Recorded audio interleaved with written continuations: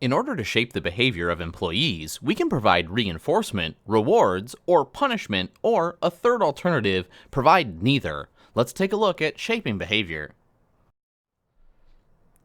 We can break these methods down into a process of applying a reward, removing a reward, applying a punishment, removing a punishment, or providing no response to the actions of the individual.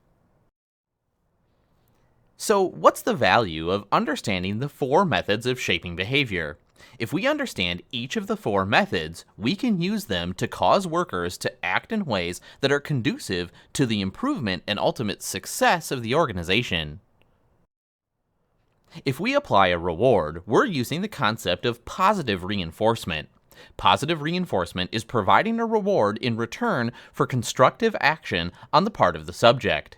We should realize that positive reinforcement is most commonly used in terms of the methods of shaping employee behavior, when we train new employees to do their jobs and when existing employees need to learn new job requirements and processes. Our second option would be to avoid or remove noxious stimulus, a process called negative reinforcement. Negative reinforcement is the withdrawal of a harmful thing from the environment in response to a positive action on the part of the subject. Negative reinforcement is commonly based on rules, with punishment being given for breaking the rules. A rule itself is not a punishment, it's a means of getting people to do or to avoid a specific behavior, such as coming to work on time. But if the rule is broken, punishment is usually the consequence.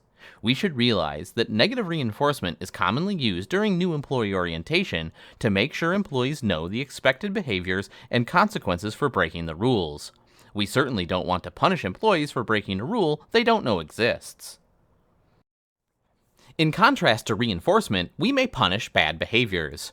Punishment is the application of adverse consequences, or the removal of a reward, in order to decrease unwanted behavior.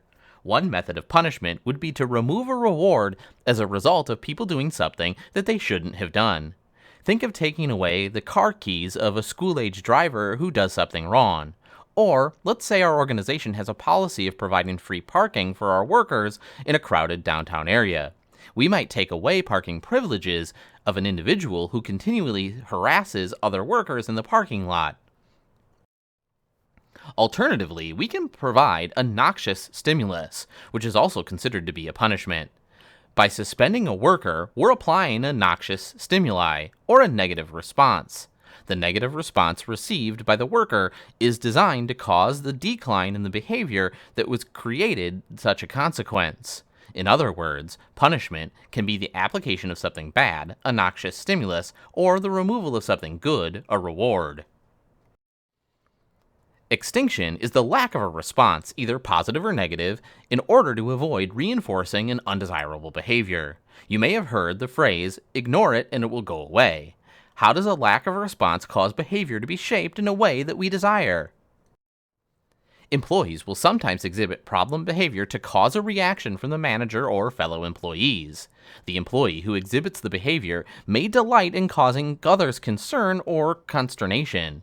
We should realize that the extinction is also not very commonly used because we train employees. We don't usually ignore behavior in the hope that it'll be repeated. We correct it. If you understand these methods of shaping behavior, they become powerful tools in your managerial toolbox for increasing performance. These tools allow you to cause your employees to act in ways you want them to, and avoid acting in ways that are detrimental to themselves, their division, department, or the organization. Now let's discuss how to increase and decrease behaviors to increase performance. If we want to cause the behavior to increase, then we want to use positive or negative reinforcement. Reinforcement, whether positive or negative, is designed to cause an increase in the targeted behavior. If, on the other hand, we want to cause a particular behavior to decrease, we would use punishment in either of its formats, or extinction.